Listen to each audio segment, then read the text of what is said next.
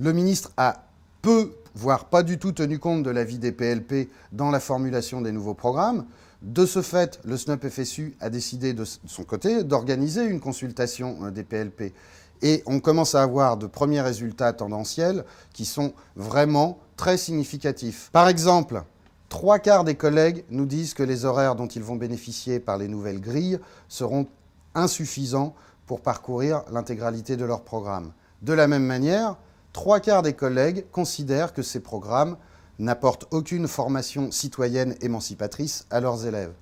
Autre exemple, 2/3 des collègues considèrent qu'il ne faut plus travailler avec l'approche systématique par compétences. En règle générale, de manière majoritaire, les collègues considèrent que ces programmes ne permettront plus ni une insertion professionnelle réussie, ni une poursuite d'études. Pour nous, la réforme actuelle de la voie professionnelle cherche à rapprocher les formations sous statut scolaire des formations sous apprentissage.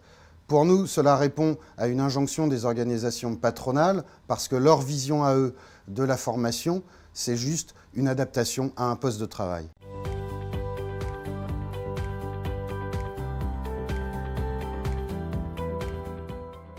Nous espérons que ça sera l'étape 4 de la réforme de la voie professionnelle et on l'appellerait bien la riposte, la revanche des personnels de lycées professionnels.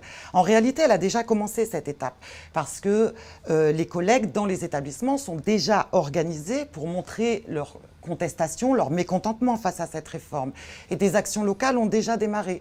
Certains collègues pratiquent la rétention des notes, d'autres ont décidé de mettre 20 sur 20 à toutes les copies, d'autres font des lycées morts, des occupations de lycée la nuit aussi.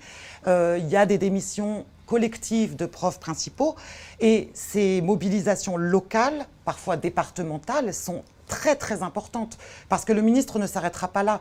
Il a déjà annoncé qu'il allait réduire le nombre de diplômes professionnels en généralisant les familles de métiers en première et en terminale.